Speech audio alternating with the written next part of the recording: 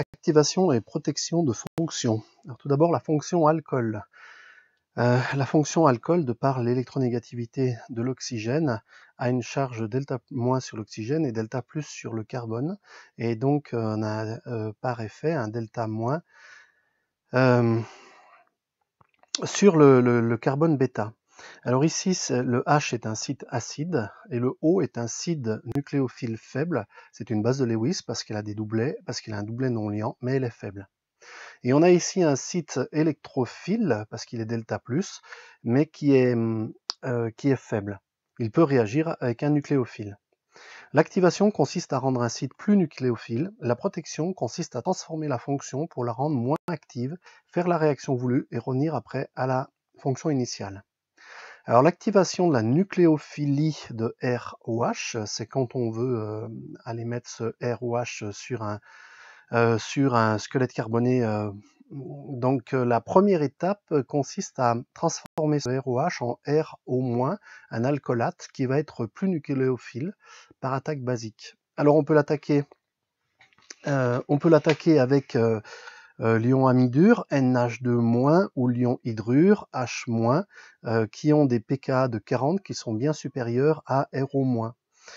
Si on a un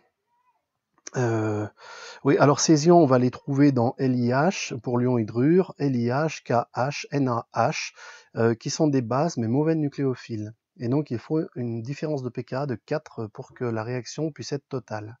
Pour un phénol, au lieu d'avoir, si ici on a le R qui est un groupe phénol, on n'est pas obligé d'avoir une de ces bases un peu particulières. Le l'ion hydroxyde suffit car le pKa de 14 pour l'ion hydroxyde est supérieur à 4 pKa de 10 pour le phénol.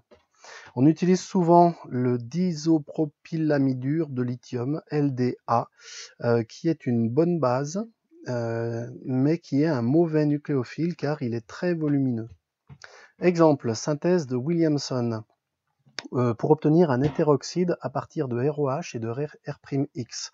L'activation consiste à faire ROH en présence de LDA qui va donner RO-, et un doublet non liant du RO- va attaquer le R' et l'halogène ici va récupérer le doublet non liant pour faire l'ion halogénure et pour faire ici un hétéroxyde qui va être inerte en milieu divers avec une faible réactivité. On peut aussi vouloir activer l'électrophilie. Le but, ça serait de rendre à ce moment-là le OH meilleur nucléofuge. Un groupement partant est un bon nucléofuge si on en tire une base faible, stabilisée par effet mésomère. Alors on peut pour ça activer l'électrophilie par protonation acide, c'est-à-dire qu'on va prendre un acide, on va déshydrater. En fait, on va enlever le OH, et en attaquant ici avec des H+, sur un doublet non liant du O, ce qui va faire un H2O+, qui est un groupe partant, et une fois qu'il est parti, il reste le C+, qui est un carbone électrophile, et donc là on va pouvoir avoir par élimination sur le bêta 1 ou le bêta 2, on va pouvoir avoir un des deux alcènes ici, donc avec l'ion hydrogène qui s'en va. Celui-ci étant le plus probable selon Zaïtsev car c'est le moins substitué. Le plus substitué, donc ça serait pas celui-là selon Zaïtsev, c'est une erreur, ça serait celui-ci. On n'utilise pas HCl, on utilise H2SO4 parce que Cl-, qui serait la base de l'acide, est trop nucléophile et attaquerait le carbocation. On peut aussi activer l'électrophilie par transformation des OH en ester sulfonique avec le tosylate d'alkyle. ROH, donc on a ici un doublet non liant qui attaque le S. On a ici un gros groupe, une grosse molécule qui s'appelle le chlorure de tosyle. Chlorure ici est tosyle pour tout ça.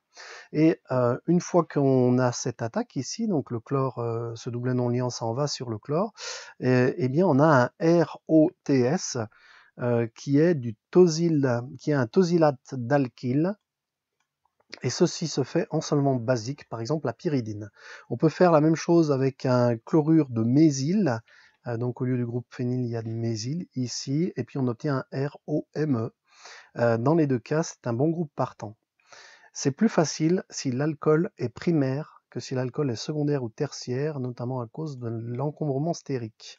Alors le mécanisme, quand on prend le chlorure de mésyl ici, on voit que le OH va venir faire un doublet non liant sur le S, qui lui peut faire et qui est hypervalent, donc il peut prendre un paquet de liaisons.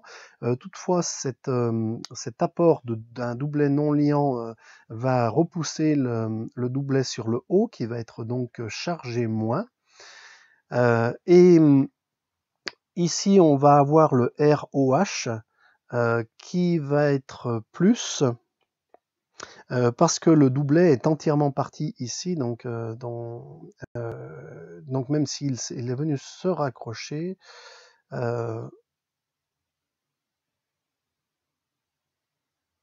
il manque un électron sur le O. Par addition, donc ensuite, il perd ce H+ en solvant basique, par réaction acido-basique, et enfin, il reste à faire une élimination. On a le chlore, bon ici il commence à y avoir un peu de monde, donc il y a le doublet non liant qui va être récupéré sur le chlore, surtout quand l'électron ici va revenir refaire sa double liaison. Donc ça va un peu trop d'électrons au milieu, et le chlore va être à ce moment-là un bon nucléofuge, et il va rester le groupe qu'on avait tout à l'heure raccroché au R qu'on a ici.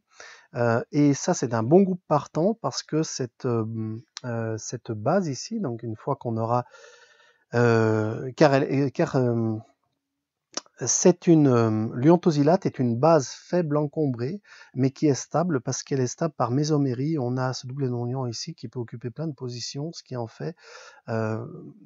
fait une base stable et donc un bon nucléofuge. Application, eh bien, on peut éliminer en milieu basique et non acide, comme pour la protonation.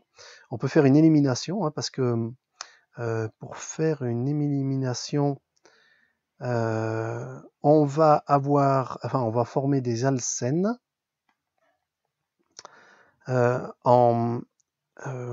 puisque ce sera facile de faire une élimination avec tout ça, puisqu'on a un groupe qui est facilement partant.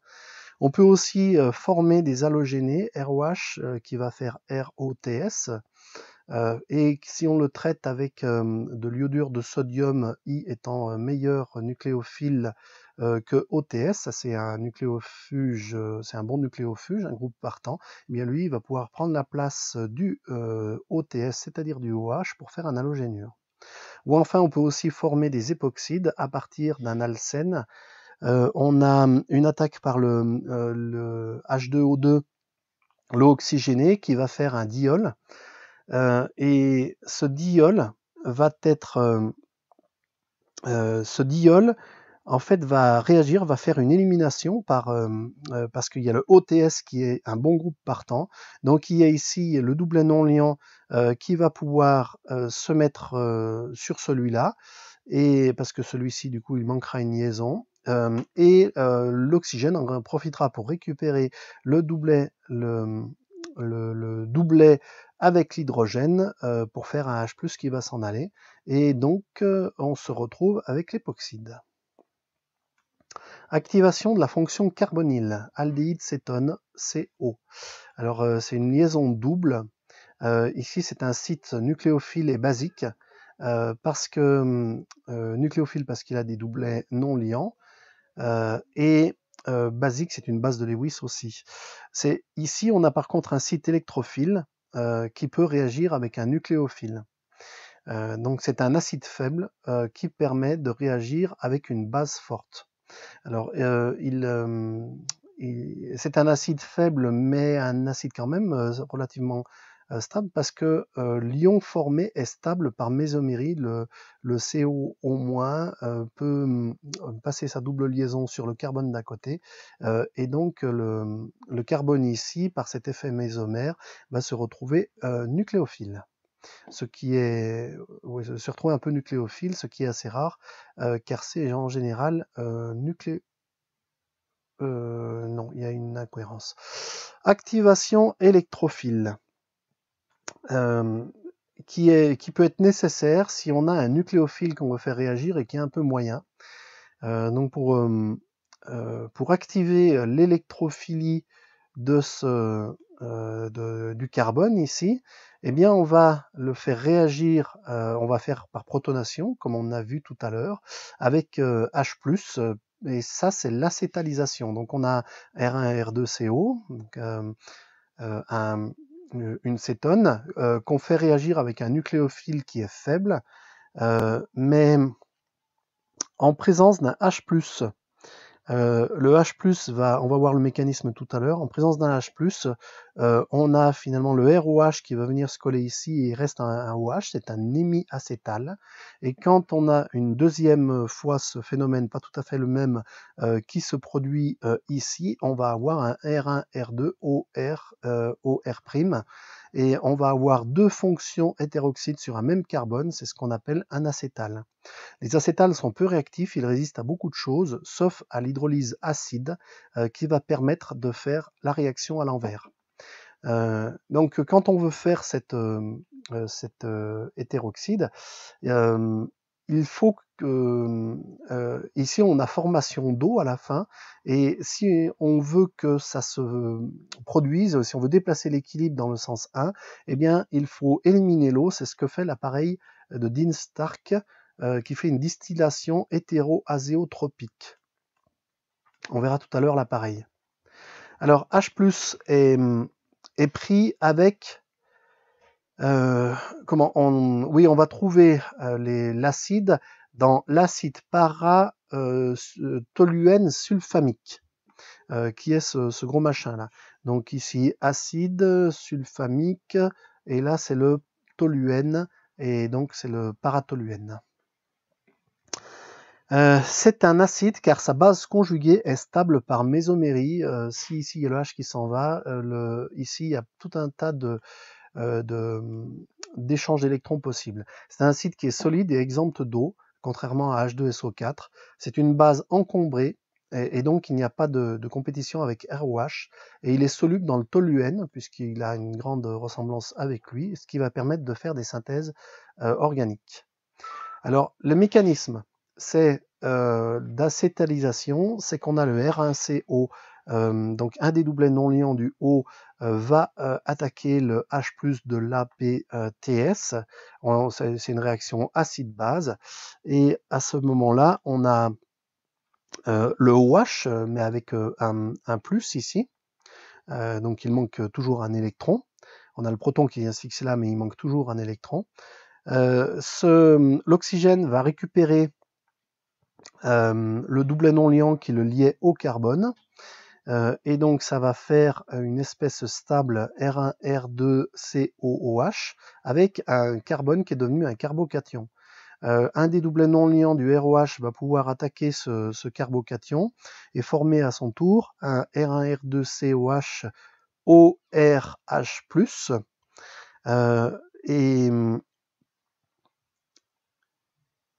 et donc on a après l'attaque, on obtient après ceci, donc le H ici va s'en aller, on va reformer.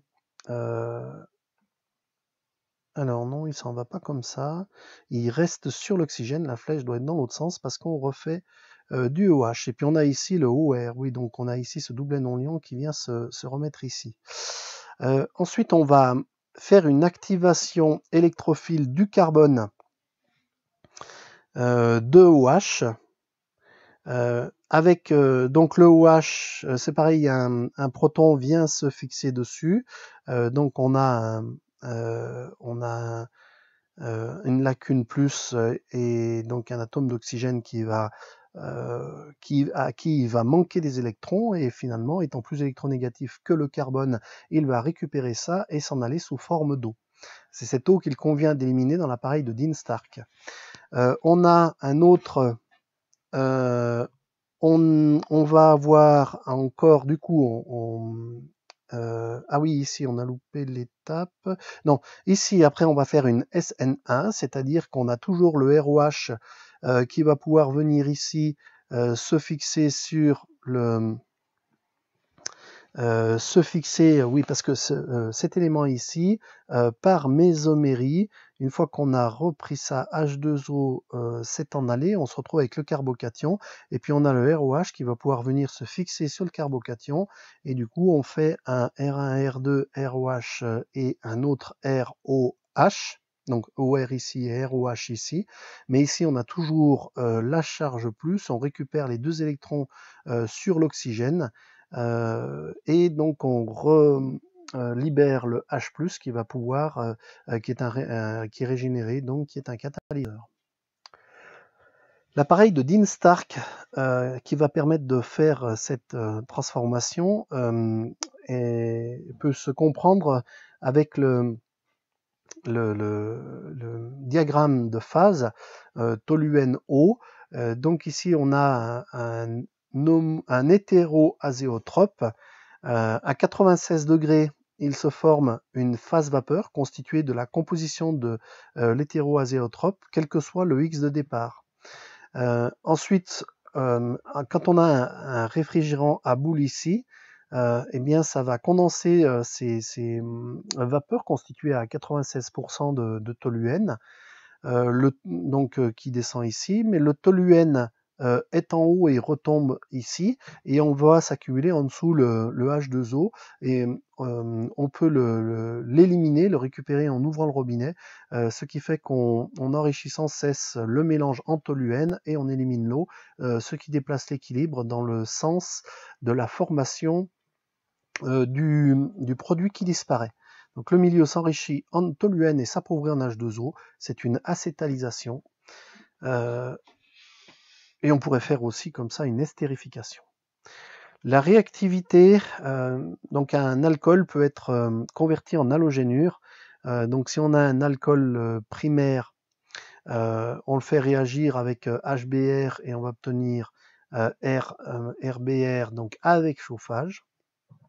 Donc un alcool primaire va obtenir un halogénure primaire, un alcool secondaire on va obtenir un halogénure tertiaire avec un très bon rendement, et un halogénure qui attaque un alcool secondaire va permettre d'obtenir un halogénure secondaire avec de l'eau. Substitution nucléophile. Alors, il y a un peu de vocabulaire. La substitution nucléophile est sous contrôle cinétique, alors que l'acétalisation, c'est une histoire de stabilité des composés, et c'est donc sous contrôle thermodynamique. Pour terminer avec les protections et déprotections de fonctions, on va voir comment on peut utiliser tout ça pour protéger ou déprotéger la fonction alcool. Si on a sous forme éther benzylique, donc on reprend la synthèse de Williamson, on a un ROH qui devient RO-, l'activation nucléophile, on le fait réagir avec du bromure de benzyle ici, et on va pouvoir faire à ce moment-là une SN1, et puis il y a le R, le doublet du RO- qui va attaquer le carbone du groupe, et ça va faire un RO avec le groupe ici, et l'ion Br-. Ceci est un groupe protecteur car ça ne va pas réagir avec d'autres choses. Par contre, on pourra l'éliminer tout simplement en hydrogénant, en faisant passer du dihydrogène à l'état gazeux sous platine ou palladium, et ça va régénérer la fonction OH et faire du méthylbenzène, enfin ou du toluène, ça c'est du toluène. C'est possible aussi sous forme ester, acétal, éthersilylé, l'éthersilylé étant donc Cl, Si et puis des terres butyl autour. Protection de la fonction aldéhyde. Donc on va utiliser les acétals. Donc les acétals sont un double hétéroxyde sur un carbone. Donc on va partir par exemple ici d'une molécule qui a une fonction qu'on doit protéger. Avant de faire l'attaque nucléophile pour modifier ici la liaison qu'on veut obtenir, à ce moment-là, il faut déjà commencer par le traiter par de l'éthène 1,2-diol, qui va permettre de protéger la fonction cétone ici en faisant un cétal cyclique. et donc ici on a le reste de la molécule qui n'a pas été modifié. À ce moment-là, on peut le traiter pour faire un organomagnésiien, et donc faire un MGBR, faire une attaque, une substitution nucléophile avec le MGBR pour faire la liaison ici qui nous intéresse. Et une fois qu'elle a fini d'être traitée ici, on va tout simplement déprotéger la fonction acétone en faisant une hydrolyse en milieu acide qui va faire la réaction inverse. Oxydoréduction en chimie organique. Les transformations de fonctions peuvent s'expliquer par l'oxydoréduction, puisque en fait on rajoute des hydrogènes et des électrons pour passer de l'un à l'autre. Quand on rajoute des hydrogènes, on va pouvoir passer du COH au CHO, du COH au CHO et enfin du CHO, de l'aldéhyde au cétone. Donc l'oxydation d'un